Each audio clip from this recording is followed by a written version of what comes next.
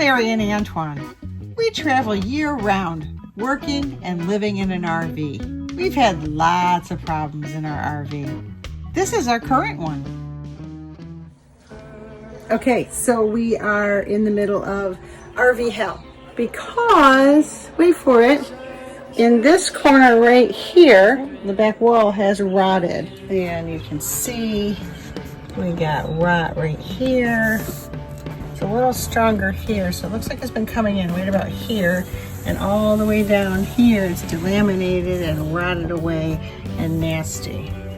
This side, this stuff seems to be pretty good. Back here in the bottom is where we have our leaks and our problem. Over here, there's been leaking and there's black mold under here.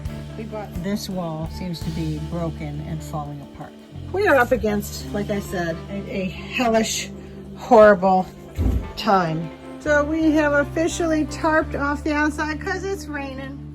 And it's a good thing we did because it rained for several days afterward. So what we did is we went inside and started to work. Don't forget to wear your face masks and your respirators if you're working with mold.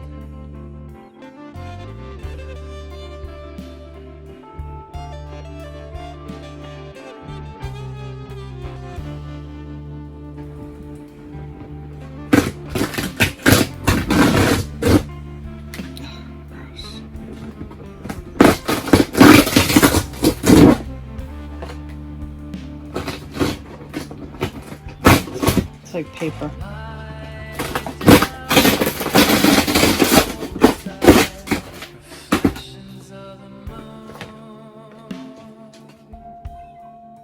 So while I watched through the plastic, the more wall that came off, the worse it seemed. And we were not wrong to do this. It turns out that the running lights at the top of the unit were leaking, as well as the tail lights on both sides. We were going to stop right there in the middle. As he pulled that board off, we're thinking, oh, it's this side's probably good, and we'll go ahead and see there's not a lot of mold underneath here. But the more we got into it, the more we realized that, yeah, that whole back wall was shot. So we have just removed all of that foil to reveal all of the mold there. That's going to be painted with mold killing paint after it dries. I think we're going to put a heater in there, aiming right at there. Look at that nasty, nasty mold.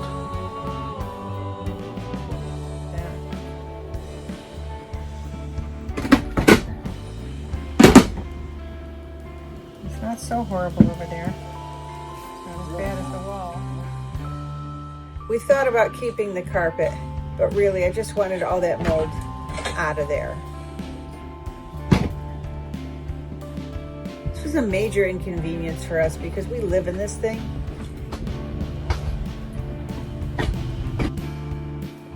It turns out that the wood underneath his knees is just Luan. They didn't even put plywood there because there used to be a couch there, and I guess they figured that nobody would bother to walk on it ever.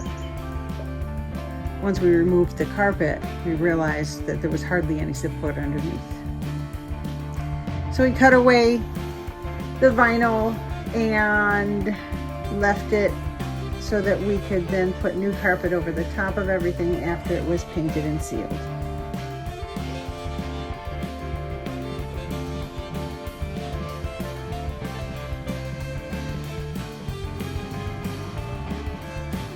It's really nasty. He had to pull up all of the nails. And there it is. You have to know that when you drive an RV down the road, it's like being in an earthquake, in a hurricane. Because you're rumbling like this and you're hitting a headwind. It's like, it doesn't matter how expensive your RV is. That takes a toll. He said, so, you know what you have in common between a $300,000 RV and a $30,000 RV? they're both going to end up in the service bay. It's just the nature of the RV. You just have to understand that going in. After removing the second part of the wall, we realized that the other taillight was leaking almost as much.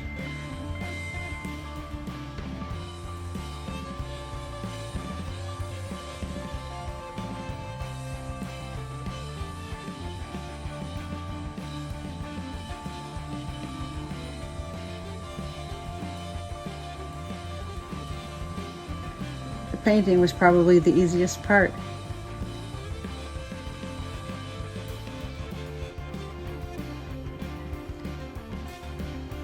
Look at the disgusting comparison between the white paint and that mold. So as he finished it up, he stayed outside, stripped down, took off his mask, and then came inside naked and took a shower to get all the mold spores off him. We kept that plastic up for several days afterward, just to make sure that the mold stayed out of the other end of the RV.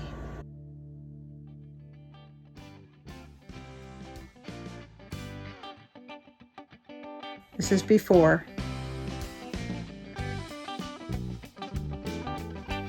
And this is after.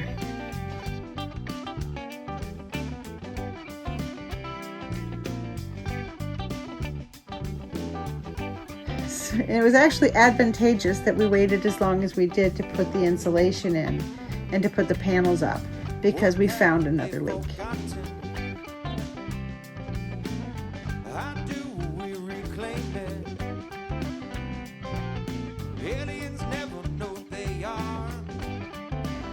He replaced the taillight wood with plywood and got rid of the moldy OSB that had been put there in the first place. It's a lot more sturdy now.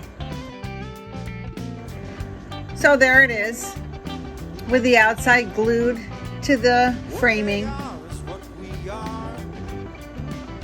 Made sure that it was nice and tight and glued before we put the window back in. We didn't have a lot of clamps, so we used some wood clamped to the sidewall, which helped clamp a longer span. Then, while he was doing that, I was staining the panels for the wall. Here's one already installed. Use liquid nails. The outside walls were difficult because they have metal studs as opposed to the wooden studs like in the back wall here. Then when that was all done, he added the insulation. It was about to rain, so we had to hurry up that night and get it done. You can see it's pitch black outside.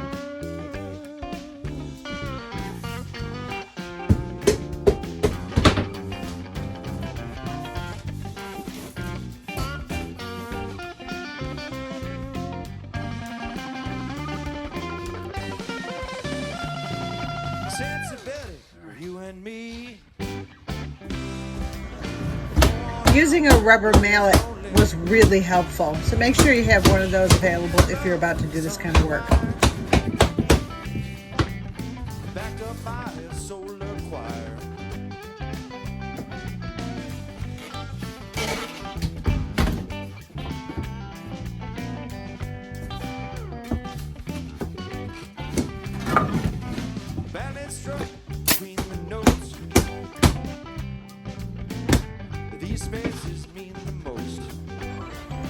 This was Larry's favorite part.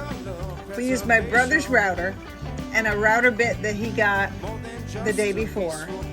And it was perfect because the framing was already set up with the RV, and all he had to do was run that router and the router bit across and up and down. And I tell you what, it cut the perfect opening. Riding waves of gravity. Turn into what you feel, burn away what's gone. Turn the face to what you feel, waiting for so long, waiting for so long, waiting for so long.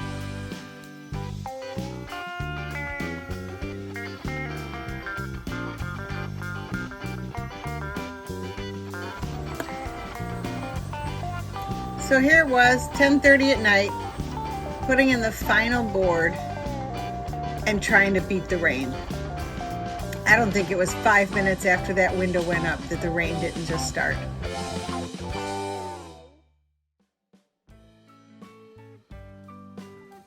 So up in here, we got a little bit of that liquid nails glue on the outside. It won't matter because this thing is going to go back up over it, but keep in mind that liquid glue does not come off wood on the outside. You have to sand it off and that's when you're staining and things. So be real careful with liquid nails.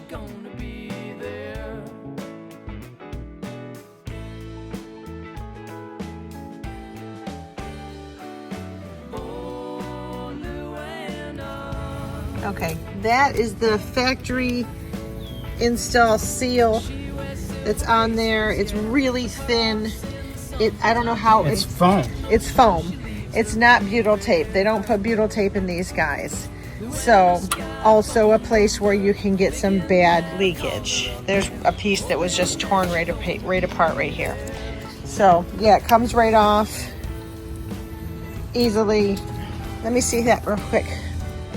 Here it is, a little bit of sticky to the back of it. But look how thin that is. That's supposed to protect you and your walls from rain.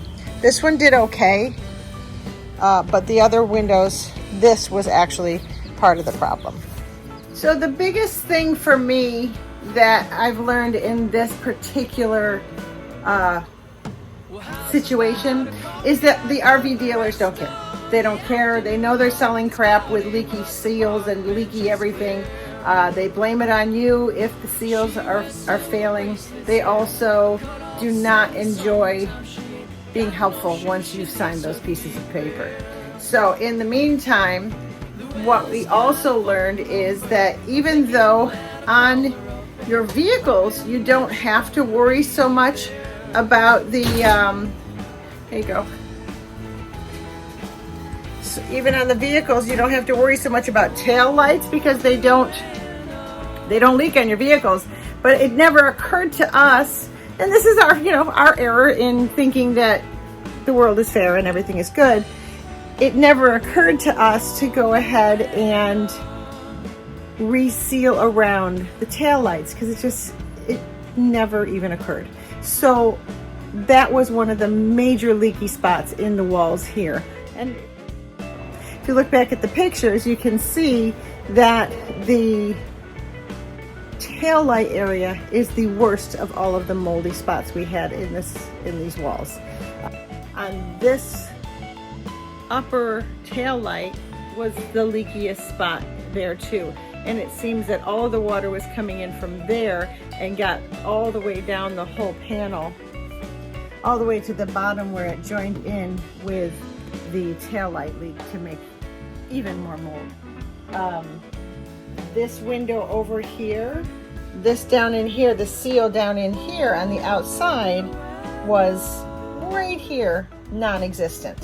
So we went ahead and removed the glass and cleaned it all up, added new silicone, which you can see on the outside of here, all the way around so that it does not any longer leak. What would happen is the rain would hit the outside of here, drip down, get underneath and behind this little seal here, and then fill this up. Once it was full, it would drip down, and that's what destroyed the floor over here. Framing. And the other thing is we reinforced the framing. We needed a nailer for this plywood, but we also reinforced here as well as there. It's hard to do. And we also reinforced the other corner as well.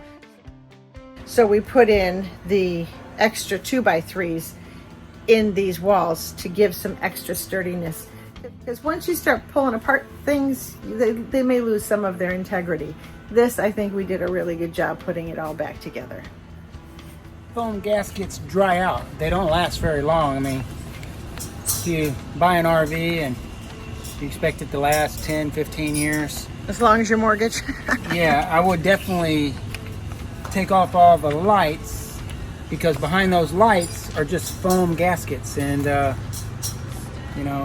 a year, maybe 2, and then they start to leak. So double check them. Just put them on your annual checklist and take them off and put a bead of silicone around them, or replace them, whatever you got to do. Not the whole lights, just the gasket, just so that you... What are you using on here to clean it? I'm using mineral spirits. I'm going to switch to butyl tape because it's way more waterproof than those little foam gaskets. Oh, then put a layer of silicone. Silicone? Silicone. Now, silicone's non-paintable, so you can get a clear that as long as you're not planning on repainting your RV, after you silicone it, it'll virtually disappear, but will also give you waterproofing. If you're gonna plan on repainting it, then you need to get something that's more in lines with a caulk that's been siliconized, which will give you some of the characteristics of silicone, but is still paintable. So upon inspection, we find that this corner over here was really loose with silicone. So we're going to go ahead and do what we did to the smaller windows and pull this, get rid of the silicone that was underneath it, and redo the silicone. Yeah, right here was really moving, and I saw some water underneath there. Can you see that? The water that's right over here. That's the way it looked when I moved it. It popped some water. So this was a part of the glass that was not really securely put in. This is what we did with the other one. We went ahead and pulled the glass out, stripped it, cleaned it, put it all back together. And we'll do that for everything. We'll check everything. Because while we're here, why not?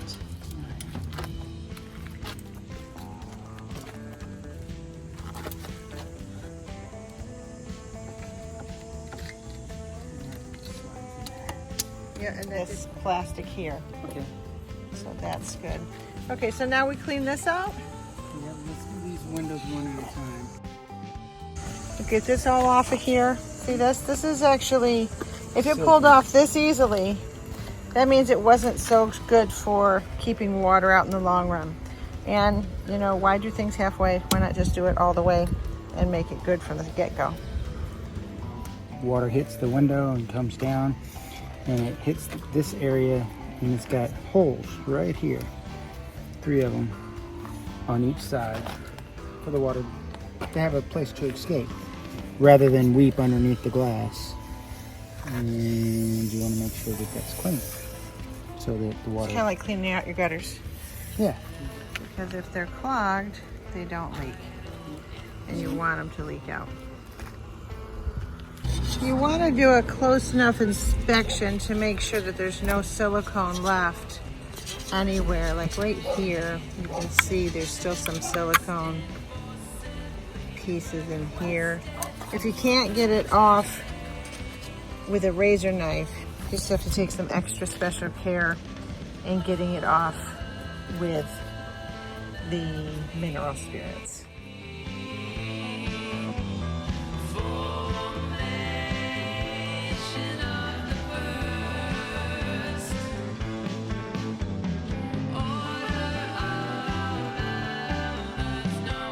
What'd you do? I shot a little liquid nails into this crack right here.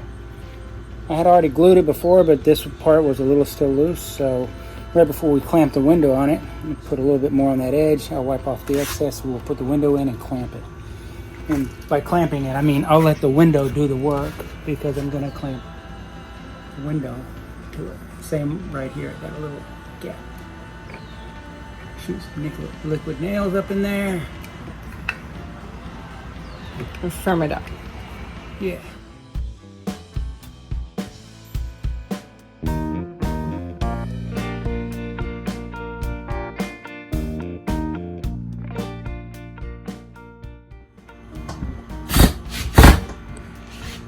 None of these gaskets, or they call it sealants, none of them will last for very long. And it's not just a visual inspection like, oh, roof looks okay, because that's what I did, and I thought I was fine. I got up there on the roof and I didn't see any cracks, and the few little hairline cracks I had put on, but I totally neglected inside the window where the glass meets the frame. I assumed erroneously that that was a factory seal that would not leak, and as long as I kept the outside sealed, I'd be fine. But that wasn't enough. Same with the roof didn't leak at all, but around the lights on my things, they all leaked because I wasn't watching for that, because there's no visual cues on the outside of the RV. You'd think everything's fine. And my walls got soft. I thought it was the roof. It wasn't the roof. So when we tore this wall apart and took it all apart, that's when I saw where the water was coming in. And that's when I realized, oh, okay. And when I started taking off all the lights, I saw instead of silicone or some other type of long-term sealant, they use these foam gaskets, and they just don't last. But you know, the good news is none of this stuff is super hard. I was real glad we didn't have to take the outside shell off to fix it. But even then, there's this corner moldings you take off. It's the same sort of butyl tape underneath. I mean, it can be done. It's just more work than most people want to get into.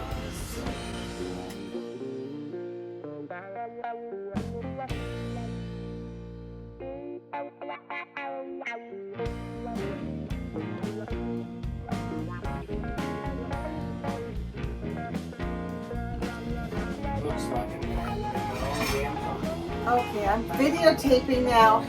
Action! Action! So today is a very good day. I'm very excited because my carpet's here. We put everything back because I just got so tired of... Hey! Quit making noise! No, stop. You have to stop until I'm done with this video cut. I'm going to have one of those outtakes at the end of the, of the thing. Anyway, no, stop. Actually, do nothing. You can bring me my carpet.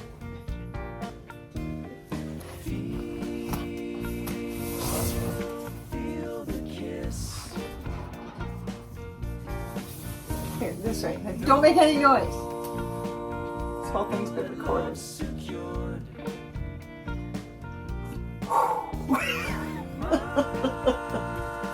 Today is a very good day because my carpet got here. I'm very excited. We tried 3 times with carpets from Home Depot and they did not work. So I found this one on Amazon and got it in 2 days, and I'm pretty darn happy about it.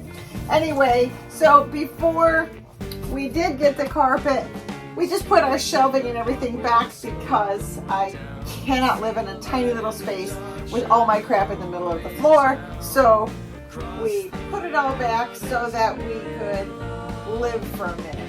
Now that minute's done. So we're going to take everything back out, put this carpet down, and then put it all back so in less than 2 weeks we can move again.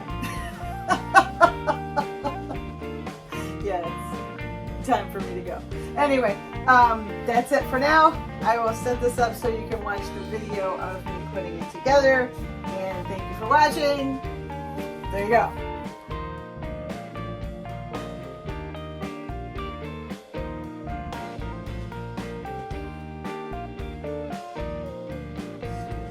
Here it is. It's real pretty. So we're going to cut it to fit in like a wall to wall, but we're going to leave the binding on the edge.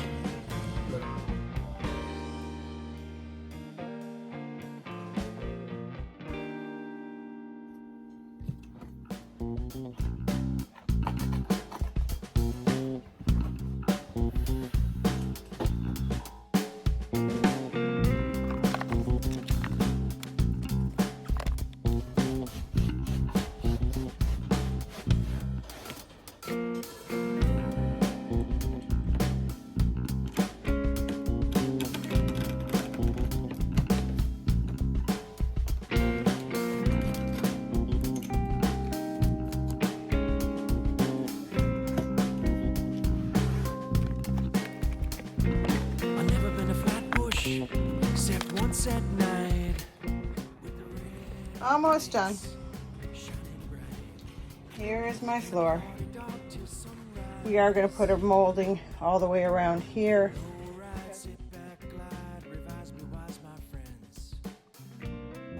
So there it is, all fixed. The best part about the whole thing is we did it ourselves. It's not hard. If you have any type of construction background, it's way easier than you think it is. If you feel soft walls, don't be afraid to tear them off. Oh, I wasn't even recording. So if you liked the video, go ahead and hit the thumbs up button. And if you didn't like it, you don't have to hit the thumbs down button. You can just mosey right along. Anyway, we really truly hope we helped someone, at least one other person, figure out what to do with their moldy, ratty, old nasty camper.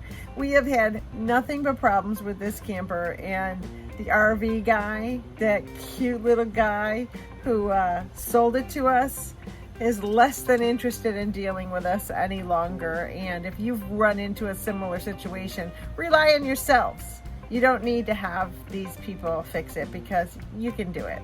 If you have any questions, put them in the comments. We'll be happy to get back with you. Be sure to hit the thumbs up button, subscribe if you want to, and pretty soon we'll be getting back to making videos about our van.